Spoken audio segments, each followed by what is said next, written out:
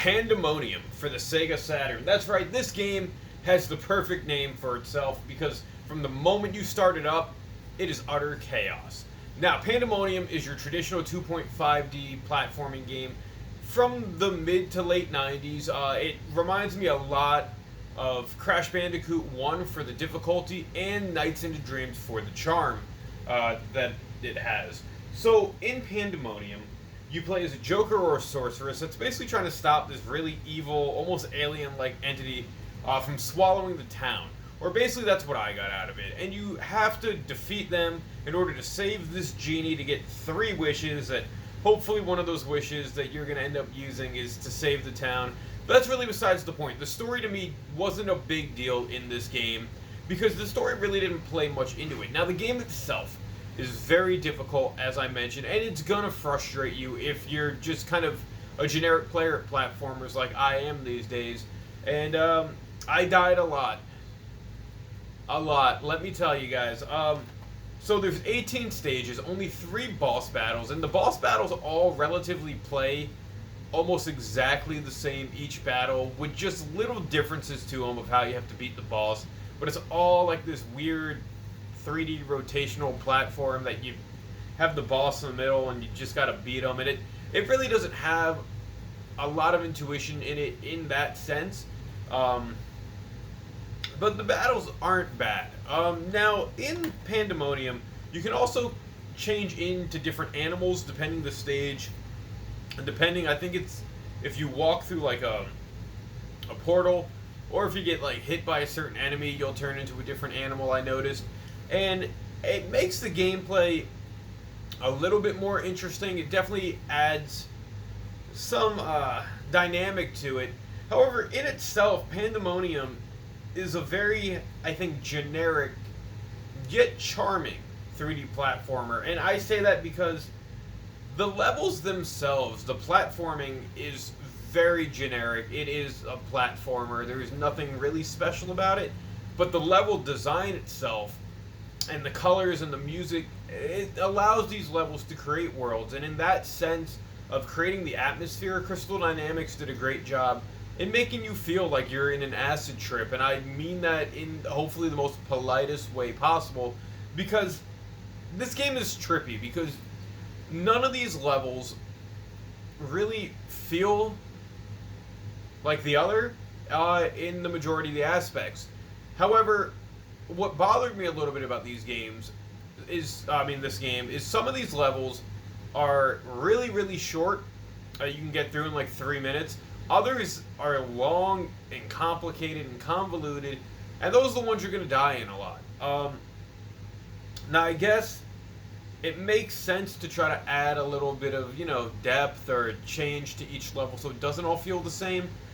But, man, just some of these levels,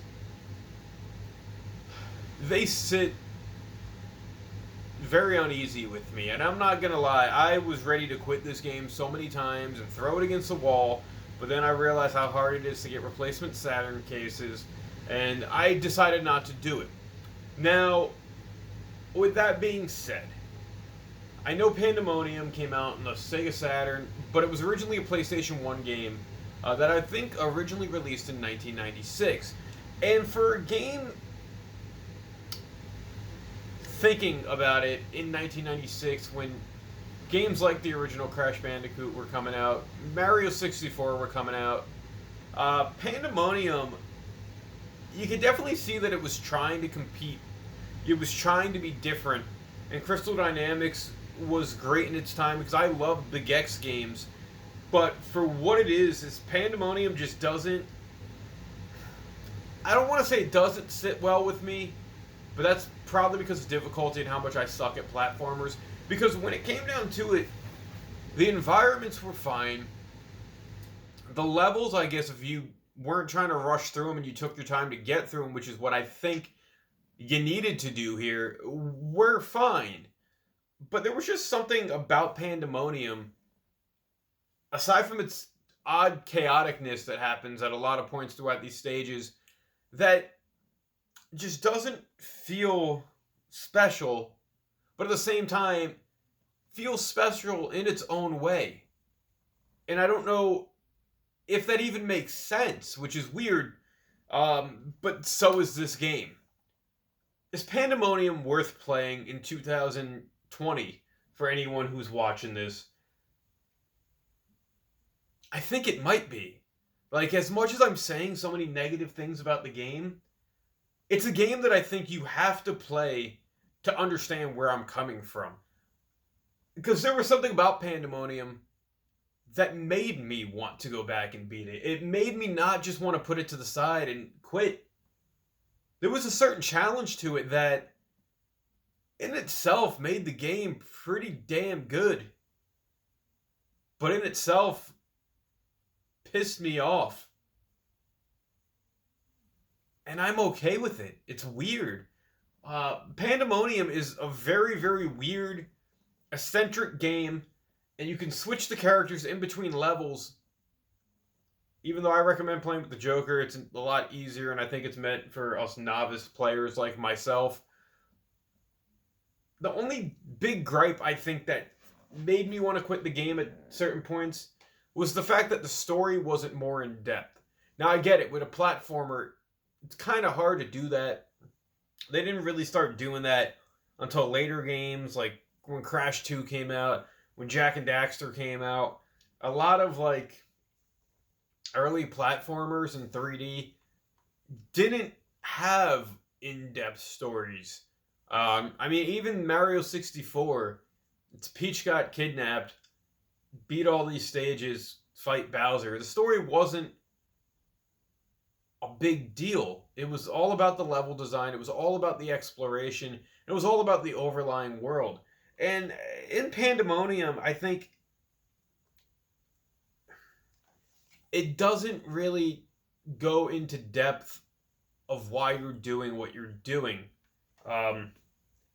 And I mean, it does, but the presentation of the story is definitely lacking. And I think I want to play Pandemonium 2 just to see if they improved that.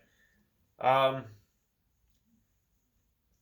a 1 to 10, I give this game probably a 7. It has charm. It has intrigue. It has that weirdness that I like. But there was just something about this game that just wasn't doing it for me. But it might do it for you. So I definitely think you need to play this game. Just give it a shot. I gave it a shot. I'm iffy with it. But that doesn't mean you won't love it. Those are my thoughts on Pandemonium for the Sega Saturn.